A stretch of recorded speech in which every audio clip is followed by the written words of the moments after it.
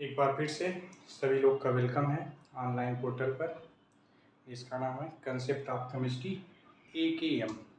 आइए देखते हैं। पिछले क्लास में हमने वुड्स रिएक्शन देखा था, मेथड ऑफ प्रिपरेशन, और ढेर सारे क्वेश्चन हमने किए थे वुड्स रिएक्शन के। जितने क्वेश्चन बन सकते थे अभी तक बने हुए थे, पूछे हुए गए थे। आइए, अगला मेथड ऑफ प्रिपरेशन है डीकार्बोक्सिलेशन।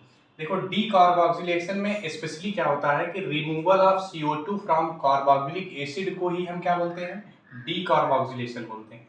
ओके, अब देखिए क्या क्या इसमें हमें यूज करना है। यहाँ पे देखो लिखा है sodium salt of carboxylic acid heating with किसके साथ, सोडा लाइम मिक्सचर होता है NaOH का और COA का, सोडियम हाइड्रोक्साइड और कैल्शियम ऑक्साइड, गिव्स एल्केन। और एक यहाँ पर इंपॉर्टेंट टर्म है कि containing 1 carbon less than carboxylic acid, मतलब जितने कार्बन की कार्बोक्सिलिक एसिड होगी उससे एक कम कार्बन की एल्केन हमें प्राप्त होगी। अगला पॉइंट कह रहे हैं कि in this process elimination of CO2 from carboxylic acid is known as decarboxylation. वही टर्म जो बता रहे हैं ऊपर। अब यहाँ से देखिएगा, ये हमारे पास कार्बोक्सिलिक एसिड है, कितने कार्बन की है, 2 कार्बन। एक कार्बन आपको यहाँ दिख रहा है, एक कार्बन यहाँ दिख रहा है। यहाँ से देखो कार्बोक्सिलिक एसिड से यहाँ से COOH हमें हटा देना है और क्या लगा देना है, इसके स्थान पे H लगा देना है। ये हमारा देखिएगा, तो यहाँ से देखो CO2 निकल गया आपका, ये CO2 निकल गया, तो बचा क्या, H और R। ये देखिए RH, ये हमारा क्या बन गया, एल्केन बन गया।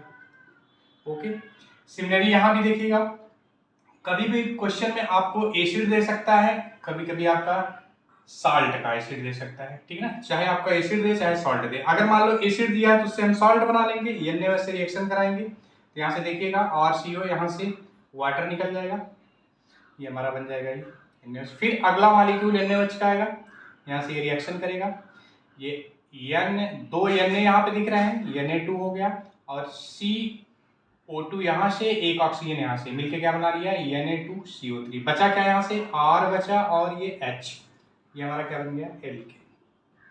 तो आप ओवरऑल देख रहे हैं कि जितने कार्बन का हम ले रहे हैं कार्बोक्सिलिक एसिड, उससे एक कम कार्बन का हमें क्या मिल रहा है, एल्केन मिल रहा है।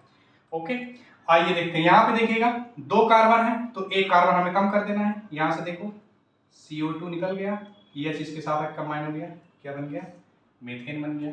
नेक्स्ट देखिएगा अगला, यहाँ से देखिए ये CO2 निकल गया, एक कार्बन घट गया। अभी कितना कार्बन थे, 1 2 3 4 कार्बन थे, एक कार्बन कम हो गया, कितने कार्बन है, 3, प्रोपेन बन गया हमारे पास। सिमिलरली यहाँ से देखो ये CO2 निकल गया, यहाँ से एक कार्बन कम हो गया, कितने कार्बन थे, 1 2 3 4 थे, अभी 3 कार्बन बने हैं हमारे पास।